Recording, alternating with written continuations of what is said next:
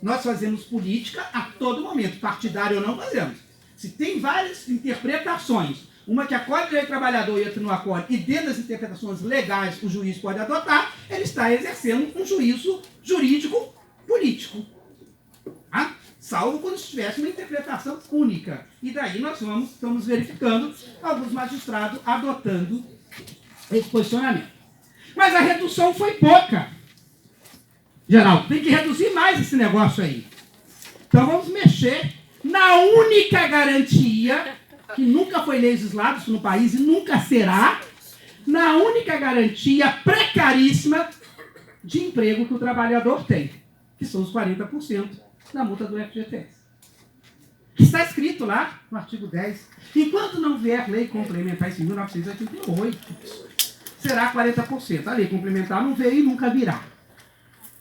Como o artigo 7 da Constituição Federal tem um dispositivo, um dos incisos lá, que também tem que ter um adicional para atividades penosas, que é o auxílio penosidade. Nunca foi legislado. Porque tem atividade, imagina ficar naquela brincadeira ali, aquelas atividades repetitivas, que tu fica horas e horas. É penoso trabalhar no negócio daquele. Nunca virá, porque isto é incompatível com o sistema capitalista. Por isso que eu disse no começo da palestra que o capitalismo não foi criado para resolver questões sociais. Porque ele é antagônico às questões sociais. Se o senhor quer margem de lucro e eu vou colocar os adicionais, vai reduzir, é incompatível. O capitalismo não dá resposta para esses antagonismos. Só para a gente não ficar com complexo, é aqui no Brasil e assim em toda a parte do mundo que adota, e quase todos os países do mundo, esse sistema. Vamos verificar, então vamos mexer no FGTS. Aí tem lá o artigo 6º, que diz o quê? Só quero onde estiver vermelho, doutor Cláudio. Diz lá, a indenização sobre o saldo do fundo de garantia do tempo de serviço FGTS, previsto no artigo, poderá ser pago por acordo entre as partes, empregado e empregador, de forma antecipada, mensalmente ou em outro período. Sobe para mim. A indenização do que trata o parágrafo 1º será paga pela metade. Se é 40%, cai para 20%. Então, quando eu demito, eu estou reduzindo a garantia de emprego, que já era precária, para trabalhadores de 18 a 29 anos, porque esse contrato verde e amarelo é de 18 a 29 anos. Né? E aí, realmente, isso também tem que dar os méritos para o governo atual. Então, os méritos. Nada disso foi escondido na época das campanhas eleitorais. Isso a gente tem que dar o mérito. Tudo isso foi dito que seria feito. Por isso que eu fico estarrecido na escolha que fizemos. Tudo isso estava... Sempre foi dito, e eu vou dizer a frase, 2 pontos aspas. Ou você decide entre ter mais emprego e menos direitos, ou menos direitos e mais emprego. Só esqueceu, claro, o homem não tem formação jurídica, que há incompatibilidade entre emprego e redução de direitos. Então, o senhor está falando outra coisa. Se tem emprego com vínculo, não pode ocorrer redução de direitos, que eu tinha uma legislação específica. Mas isso não foi escondido de nenhum de nós, o que me deixa estarrecido.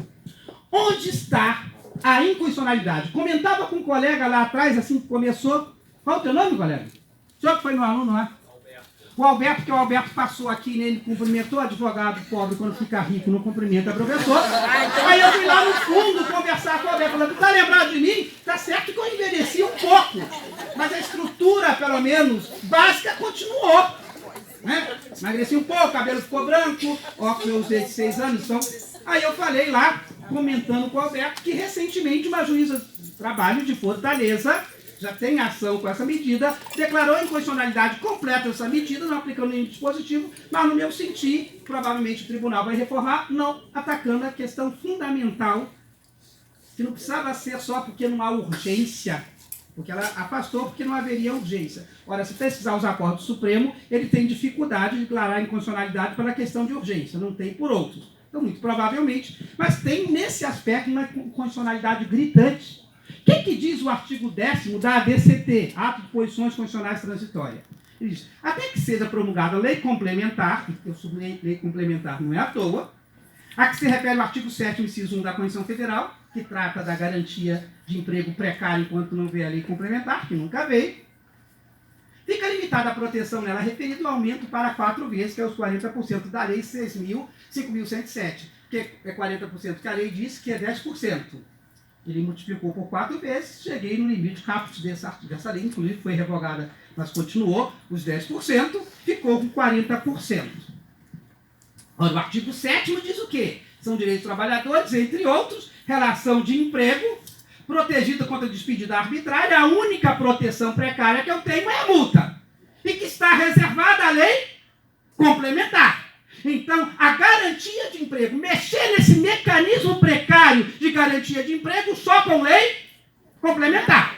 Não pode uma lei ordinária interferir nessa garantia de emprego. O artigo 62 da Constituição Federal lhe diz o quê? Não pode ocorrer medida provisória reservada à matéria de lei complementar. Logo, eu não poderia ter uma medida provisória mexendo na garantia de emprego, porque ela só pode ser alterada por lei complementar. Quem está dizendo isso, professor? É a própria Constituição Federal, no artigo 62, inciso 2, parágrafo 1º, inciso 2, que diz... 3, tá, perdão. É vedada a edição de medidas provisórias sobre matérias, aí vem mais hipótese, reservada à lei complementar. Justamente a questão da garantia precária de estabilidade de emprego. Então, é chique falar com todas as vênias, então vou lá pegar esse chavão, com todas as vênias, tinha outros fundamentos mais consistentes para se declarar a inconstitucionalidade nesse aspecto, que é falar na urgência, sabendo que este é inconstitucional, porque não há tanta urgência, a urgência material, mas não há essa urgência, porque a questão do desemprego não é algo novo para implementar, isso já está rastejando há muito tempo. Se está rastejando há muito tempo, não há tão urgência assim, é precário, é calamitoso, mas urgência quando surge agora e eu tenho que implementar, eu teria outros argumentos jurídicos para questionar essa redução de 20 para 10. E além disso, ainda há uma questão gravíssima. FGTS, o valor que está lá, tem um caráter social monstruoso. O FGTS é utilizado para vários programas sociais, você reduz o valor de uma conta de programa social. E foi por isso que quando o Supremo Tribunal Federal, com a relatoria do ministro Gilmar Mendes, que reduziu o prazo prescricional do FGTS de 30 para 5, dizendo que aquilo era crédito trabalhista, errou e errou feio sabendo. A natureza do FGTS é misto, ele é crédito trabalhista quando você é demitido e você recebe. Mas enquanto está lá, ele tem outras finalidades sociais e por isso que a lei do FGTS tinha estendido o prazo prescricional fora dos limites dos 5 anos, justamente pelo caráter híbrido que tem até hoje, só reduziu esse valor lá, que tem várias funções sociais. E por isso que estendeu um prazo prescricional maior, mas a interpretação reducionista foi, vai para o trabalhador, é crédito trabalhista. Trabalhador, para que 30 anos? Mas tinha um projeto tramitando no Congresso Nacional, nós lá no AD até metimos parecer para mandar para o Congresso Nacional, páginas, os senhores estão sentados, que a prescrição para ajuizar a reclamação trabalhista seria de 3 meses, com retroativo de 2 anos. Tramitando no Congresso Nacional. 3 meses para você ajuizar a ação, com prazo retroativo de 2 anos. Está lá, esse negócio lá.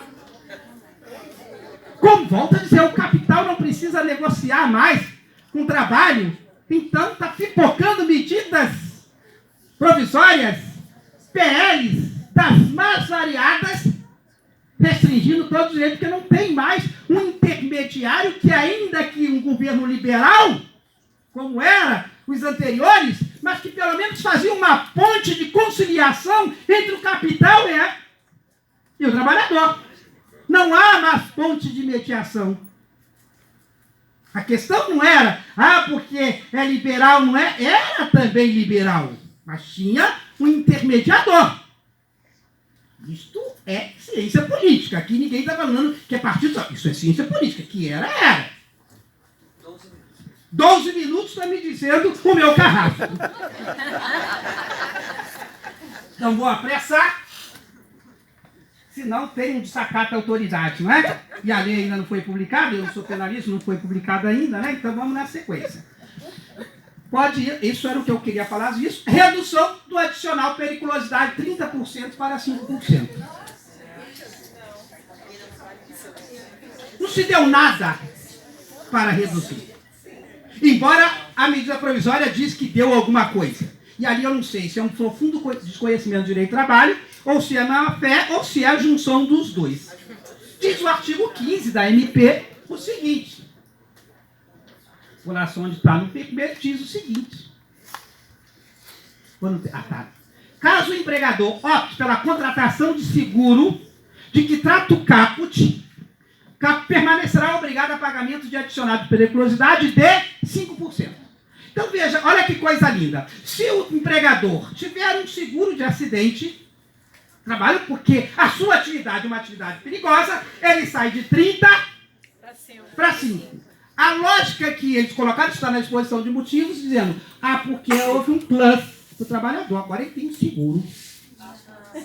Mas a Constituição Federal sempre diz que as empresas que trabalham em atividade perigosa têm que ter seguro. Não houve uma contrapartida para a redução, por isso que eu brinquei. Ou não entende direito de trabalho, ou está de má fé, ou é a junção das duas posições. Não entendo e estou de má fé. Por quê? Sobe para mim, doutor Flávio, a própria Constituição Federal, pode subir onde está a Constituição Federal. Agora vê. A própria Constituição Federal, pode subir, eu quero o texto daqui. São direitos trabalhadores. 28. Seguro contra acidente de trabalho. Então, colocar lá, que se você tiver um seguro, eu posso reduzir de 30 para 5, não houve um implemento nenhum, não houve aquela contraprestação por redução. E, além do mais, isso vai acontecer uma coisa surreal. Se eu e o Flávio temos uma atividade perigosa, vou falar hipoteticamente que, muito provavelmente, o doutor Flávio passou dos 29 anos, esse contrato é de 18 a 29. Mas, como eu gosto de ouvir mentiras, quantos anos o senhor tem, senhor? 27. Porque o tempo para ele passa mais rápido. Com 27 anos estar assim, o tempo te maltratou. Com 27 anos, houve uma maltratação pelo tempo. Mas vamos lá, eu e o doutor Flávio, ele com 27, eu com mais de 50, e nós dois trabalhamos em atividade perigosa. O meu adicional é de 30% e o do doutor Flávio é de 5%. Exercendo a mesma atividade na mesma empresa, a mesma convenção coletiva, tudo é idêntico. A única diferença é de idade, e que a empresa diz que faria um seguro que já tem que ser feito.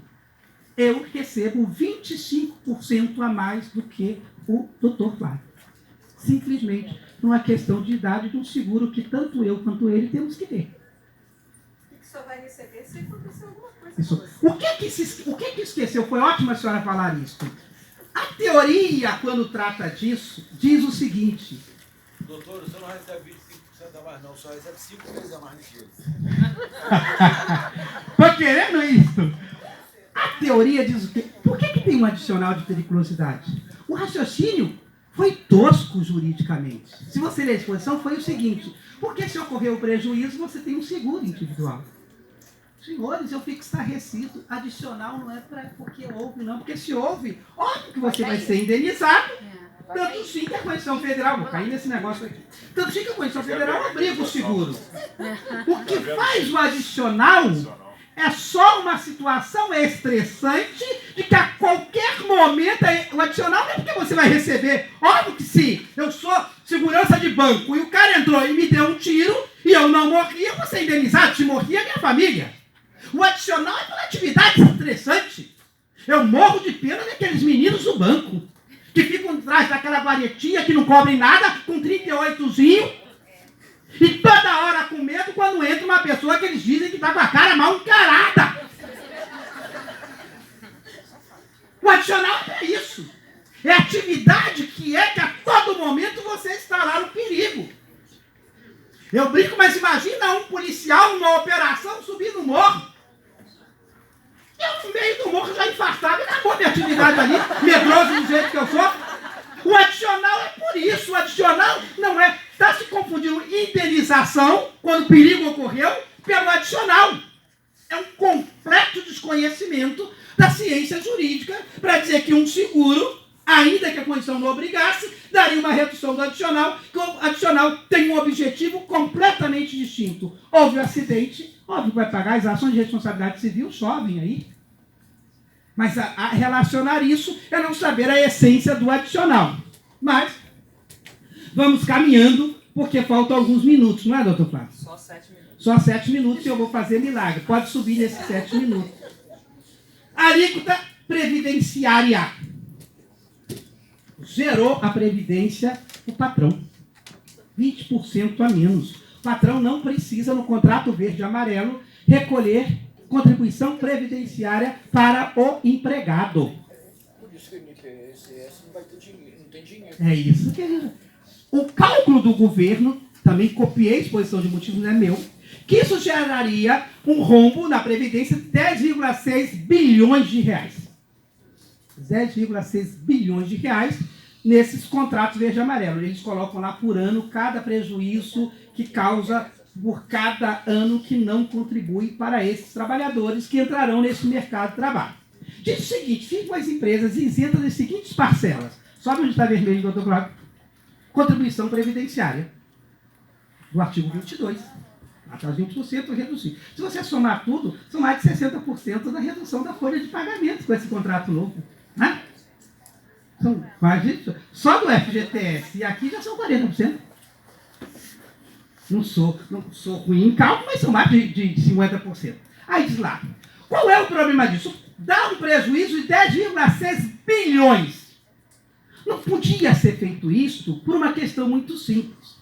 Tanto o artigo 113 da Constituição Federal, quanto o artigo 14, inciso 1 e 2 da Lei de Responsabilidade Fiscal, diz que sempre que há uma renúncia fiscal, tem que vir um estudo do impacto financeiro e orçamentário e como vai se compensar. Mas o governo dá uma justificativa da compensação que a criatividade chegou à estratosfera.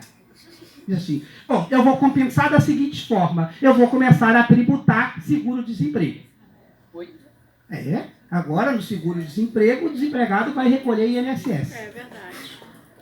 E aí ele diz, compensei, perco 10,606 bilhões, mas ganho pago 14 bilhões. Inclusive, a arrecadação é maior até do que a perda da receita. E diz que, com isso, ele estaria fazendo a compensação. Olha o que está escrito na exposição de motivos da medida provisória. Copiei também. Então, é texto deles. Então, não pode ser, porque eu recentemente disse essa palavra, falou, mas isso aí foi o senhor que está dizendo. Eu falei, não, meu filho, olha a exposição de motivo 352, quem disse é o seu patrão. Ele estava lá, ele era realmente do governo, estava ferozmente, o homem quase me bateu. Eu falei, quem diz é o seu patrão. O senhor leu a exposição de motivos que vocês produziram? Não fui eu, não. Estou lendo. Está escrito lá. A desoneração proposta será compensada por meio de aumento de receita obtido com contribuição previdenciária sobre os valores pagos aos beneficiários do seguro-desemprego. Aí o pessoal já está apelidando, nós cariocas e brasileiros também temos nossas criatividades por nossos memes, falando que isto é a contribuição sobre grandes pobrezas. Você não fez o imposto sobre grandes fortunas, mas acabou de criar o imposto sobre grandes pobrezas. Porque, óbvio, que uma pessoa que está desempregada, seguro-desemprego, você está tributando isso, tá mesmo? Eu só fiquei chateado, por que eu não produzi isso antes para dizer que era meu? Quando vem coisas assim, nós professores gostamos de ser os primeiros, para a gente ficar mais na moda, né? Na época da internet, a gente tem que ter visibilidade para quando fazer curso, lotar a sala. A internet é um inferno. Todo dia o doutor Flávio quer tirar foto minha para botar na rede. Se posiciona aí. Às vezes estou no escritório, deixa de gravar, tem que botar a gravar. Aí de vez em quando ele vem com um negocinho e deixa passar no rosto para esconder suas rugas. Não fica aí fica aparecendo novinho, depois me vê. Onde você foi participar uma palestra? É real. Um colega meu lá da faculdade falou, olha a menina, Rodrigo, que vai sair comigo. Ela vai para a palestra. Menina linda. Quando chegou, cometi uma indelicadeza sem querer. Ele estava do lado da menina, caidinha. Eu falei, ô, cadê a menina bonita aí? Ele falou, eu fiquei confundido. Percebe o problema? Isso é real. Eu falei, ô, minha filha, me desculpa. Né? Eu enxergo pouco, eu não te observei direito. Aí entrou meu ceratocone. Pegou minha divisão, saí por ali se eu não tiver. A senhora me desculpa, tá? Porque foi tanta coisa assim, ela era bonita. Quem olha daqui, eu me entusiasmei. Olha que as más línguas diziam que eu sou gay, mas eu me entusiasmei com o negócio. Eu cheguei lá, eu levo, você na barreira gay mesmo, aquela mulher então anda umas maquiagens e o doutor Flávio fica toda hora querendo que eu esconda as rugas, porque tem que aparecer bonito no vídeo, porque quando tem aparência de jovem, a sala enche. Vamos lá, ele continua dizendo do equilíbrio financeiro atual, dado que as contribuições vertidas pelos benefícios seguro-desemprego serão destinadas, com efeito, a cobrir os direitos decorrentes da contagem do tempo de gozo desse benefício para fins de gozo desse benefício. Perdão, para fins, você faz assim, some para mim. Para fins de aposentadoria. Atualmente, tal contribuição não incide mais o benefício. Tampouco tem direito ao cômputo desse tempo. Onde que eles erraram ali? Esses 14 bilhões, em hipótese nenhuma, compensa o rombo. Só compensaria o rombo, olha por que não compensa. Está escrito lá que eu contribuo sobre o seguro-desemprego e aquele tempo conta para minha aposentadoria. Está escrito lá. Também faltaria mais absurdo aí, contribui e não conta. Por que não compensa? Mas do outro lado, o trabalhador de 18 a 29 anos não está contribuindo e vai se aposentar. Não continua o rombo? Você não compensou nada. Você só compensaria se você criasse um tributo que não, um imposto que não tem contrapartida, aqui é contribuição, aí eu cobri lá. Mas se eu criei essa contribuição que tem contrapartida, e qual a contrapartida? Eu, desempregado, nos 3, 4 meses contribuo, aquilo vai entrar na conta da minha aposentadoria, não compensou nada, o rombo continuou lá. E isto fere o artigo 113 da Constituição Federal, isso fere o artigo 114 da Lei de Responsabilidade Fiscal. Então é um governo que não se compromete com a responsabilidade fiscal. E mais, o próprio artigo 14, parágrafo 10.4 da LDO, Lei de Diretrizes Orçamentárias, de 2020, que é uma lei, todo mundo sabe, mas é melhor falar, que é uma lei que tem que ser legislada até o último dia do ano, que é os gastos, por isso que é a diretriz orçamentária do orçamento do ano que vem, já tem que prever as renúncias. Se não está previsto, está escrito na LDO, não pode sequer ser emitido, se não estiver previsto, não pode sequer ser expedido medida provisória. Se uma medida provisória tiver renúncia, não pode ser se não estiver no orçamento do ano próximo, que no nosso caso é 2020, como é que vai se fazer com menos 10,606 bilhões de reais? E é dinheiro, senhores, eu não tenho nem noção em número como é que é essa cifra. Será que dá para ocupar essa sala toda? Porque eu nunca passei por mês com mais de 30 mil, e quando assim, o negócio está bom. Deve ser dinheiro e barbaridade. Olha o que diz a Lei de Responsabilidade Fiscal. Esse aí onde estava, que é a concessão e ampliação de incentivos ou benefícios de natureza tributária que decorram de renúncia, que é o caso, não é? O empregador não recolhe os 20% de renúncia de receita, deverá estar acompanhada da estimativa do impacto orçamentário e financeiro no exercício que deve incidir sua vigência. No exercício no nosso caso, de 2020, de sua vigência. Aí a lei dispõe o que é esse impacto financeiro e sistema de compensação. Eu quero os incisos. O que é que diz os incisos? Que ele entende que é esse sistema de demonstração pelo proponente, governo, pelo proponente, de que a renúncia foi considerada na estimativa da receita da lei orçamentária. Que lei orçamentária é a LDO de 2020, que já foi votada. 2020. 2. Passa para o 2, doutor Flávio. Já está. 2. Estar acompanhada de medida de compensação. Não tem medida de compensação. Embora o governo diz na disposição de motivos que tem, porque ele passou a tributar o seguro-desemprego. Mas por que não compensa? Aquela tributação já tem destinação própria. Qual é a destinação própria? Contar a aposentadoria do desempregado. E o outro que você renunciou lá, continua descoberto. Não tem sistema de compensação. Essa medida provisória fere a lei de responsabilidade fiscal. Olha o que diz o parágrafo 14 da LTO 114, artigo 114, parágrafo 14, da Lei de Diretrizes Orçamentárias de 2020. Diz bem como da estimativa do impacto orçamentário e financeiro e de sua compensação de acordo com as condições previstas no artigo 14 da Lei de Responsabilidade Fiscal. A lei é enorme, por isso que eu só peguei um trechinho dela, o próprio artigo é enorme, dizendo lá que não pode ser emitido medida provisória, está escrito na LDO no artigo 14, não pode ser emitida quando você não apresenta o impacto financeiro em um sistema de compensação. E o governo mentindo nas exposições de motivos nos tribunais que há compensação porque tributou o imposto sobre grandes pobrezas. Não compensou, volto a dizer, porque ali já tem finalidade específica. Se criasse o imposto, por mais que a gente esperneasse, imposto não tem contraprestação imediata, legal. Criei imposto, mantenho uma alíquota para cobrir os 10,606 milhões.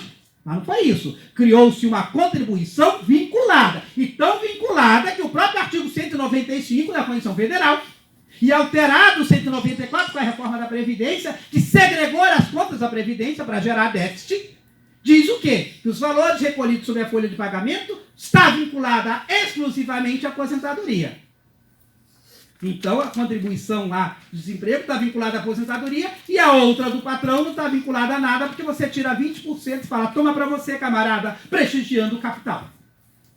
Aí vamos encontrar problema. Aí trouxe, estou terminando, algumas ações já, embora a lei é nova, no Supremo Tribunal Federal, com os números direitinho, para a gente dar uma lidinha e se atualizar.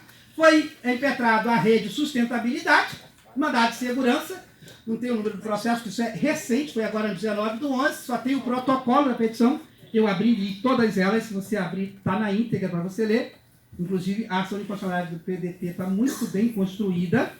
Tem também a DIN 6.261 do Solidariedade, protocolada no dia 19/11, e tem a DIN 6.265, protocolada recentemente, em 25/11/2019. Inclusive, essas ADINs falam sobre essa questão da ausência de compensação. Tem uma ação recente de Fortaleza, do Tribunal da 7ª Região, em que o juiz afastou por completo a medida provisória 905. Copiei só o finalzinho, porque a decisão é enorme, dando as argumentações, mas no final, aspas, que eu copiei mesmo. O juiz diz, desse modo, nesta parte, por desatendido o caput do artigo 62 da Constituição Federal, declara incidentalmente a inconstitucionalidade formal da medida provisória 905 por ausência dos requisitos de relevância e de urgência de seus dispositivos no presente feito nos temas eventualmente pertinentes que a ampla regulamentação proposta. No teor dele, acho que o argumento foi frágil, isso é verdade, mas acho que o argumento foi frágil, porque toda a história da inconstitucionalidade de medidas provisórias, quando se fala em urgência, o Supremo, em poucos casos, declara a inconstitucionalidade. Tem resistência a declarar a inconstitucionalidade sobre o critério de urgência. Li um acordo ontem, por causa da palestra hoje, dizendo o Supremo, um dos acordos, que ele só declararia por questão de urgência quando for flagrantemente a ausência de urgência. Quando houver alguma dúvida, ele diz, é do poder, é juízo político do poder executivo e do legislativo em converter a medida ou não. E achei frágil porque tinham N argumentos que não dá para comentar aqui, né? Tem N argumentos, que o prazo é curto, para discutir a inconstitucionalidade disso. Por último, só para fechar, você pode ter alguém no Ministério Público aí, o Ministério Público muito provavelmente ajuizará também uma ação de constitucionalidade, já está sendo costurada, porque mexeu-se naquele fundo da Lei de Ação Pública, artigo 13, quando o Ministério Público ajuiza ações coletivas e recebe danos morais, o governo também mexeu naquela conta, dizendo que aquela conta só vai valer exclusivamente para programas de habilitação de emprego, só aquelas pessoas para ser reabilitada. Quando aquela conta sempre foi utilizada, é o próprio Ministério Público na petição que diz para que ele quer que seja destinado, para ser destinado. Então ali vai acontecer um absurdo. Se a Petrobras trazer um derrame de óleo, ou, que não é só para o Ministério Público do Trabalho, e se ajuizou uma ação, como já aconteceu aqui, aí a Petrobras foi condenada em 100 bilhões de reais, muito provavelmente o Ministério Público ia requerer, o juiz ia aceitar, que aquele valor era para programas educativos ambientais, percebe? Para que não aconteça mais aquele derramamento. Se aplicar a medida provisória, não, aquele dinheiro todo não vai para essa finalidade, vai só para a questão de habilitação do pessoal que desempregado, que ficou com auxílio,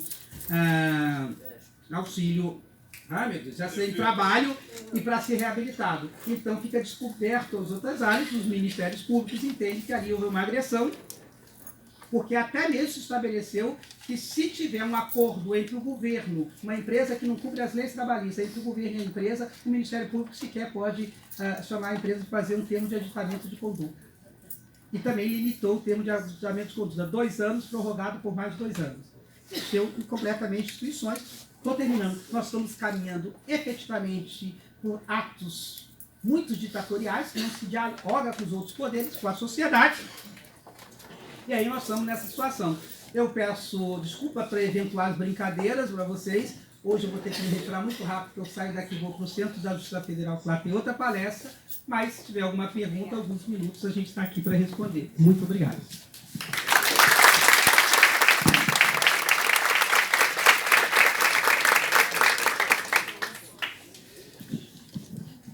Só lembrando, pessoal, quem tiver interesse no material que o professor expôs agora, é só mandar um e-mail para a gente que eu repasso a mensagem para vocês, tá? Essas são as redes sociais do professor Rosildo.